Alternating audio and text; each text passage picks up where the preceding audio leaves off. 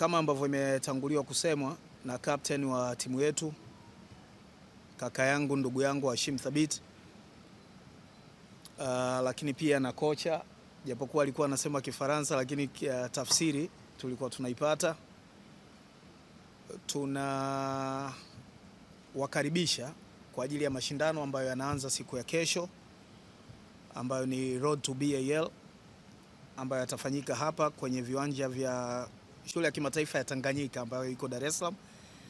Na mashindano yatashirikisha timu ya Dar City kutoka Tanzania, lakini na timu kutoka Komoro na timu kutoka Uganda, kwa vile wenzetu wa Burundi wameshindwa kwa sababu ambazo ziko nje ya uwezo wetu, watashindwa kuja. Lakini kifupi ni kwamba mashindano haya ni preliminary round, ambayo timu mbili zitakazoshinda zinakwenda kwenye round of 16, ambayo either itachezwa Kenya ama Afrika ya Kusini, na atakayeshinda hapo nafikiri kuna timu kama 4 hivi ambazo zitakwenda kwenye robo finali. Kwa hivyo hili sio jambo dogo kwa sisi wapenzi wa mchezo wa basketball kuona mashindano ambayo yanajumuisha timu za mataifa mengine yakichezwa Tanzania. Sio jambo ambalo mimi nalizoea. Imeshatokea mara kadhaa hapa kwa juhudi za uongozi wa Dar City, na bado ilikuwa inanishangaza idadi ya watu waliokuwa wanajitokeza na kuja kuenjoy mchezo huu, lakini hali kadhalika burudani ambayo ilikuwa inatolewa na viwango vya timu. Kwa hivyo hii ni fursa nyingine kwa Watanzania kujionea kwa macho yao mchezo huu mzuri ambao unahusisha timu za mataifa mengine ukichezwa hapa Dar es Salaam.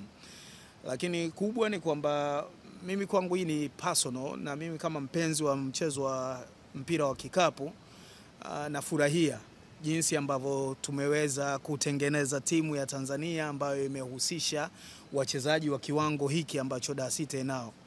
Mimi nimehudhuria session ya mazoezi hapa, nije nijionee mwenyewe, nisione tu zile highlights kwenye mitandao, nije nione mwenyewe, na nimeridhishwa sana na kiwango chao. Kusema kweli, katika group zote ambazo tumewahi kuwa nazo za timu ambazo tumewahi kutengeneza, nafikiri hii ni bora kuliko zote ambazo zimewahi kutokea. Na kwa fursa hii nitumie kuwapongeza viongozi wa Dar City kwa kuweza kukusanya vijana hawa na kukusanya ukubwa wa timu hii. Lakini kimoja cha ziada cha kikubwa zaidi ni kwamba niwapongeze kwa jinsi ambavyo wanaweza kuitengeneza timu kumzunguka superstar wetu, celebrity wetu kwenye mchezo huu, Hashim Thabit. Yani kwamba timu nzima inatengenezwa lakini ni around Hashim Thabit, ambacho ni kitu cha kizalendo sana mnakifanya. Kwa uwezo mliokuwa nao mngeweza kusajili wachezaji wa nje watupu na mkatengeneza timu yenu, lakini mmehakikisha kwamba mchezaji wa Kitanzania ndo anakuwa kiongozi, ndo anakuwa captain wa timu hii hata tunapoelekea kwenye mashindano ya kimataifa.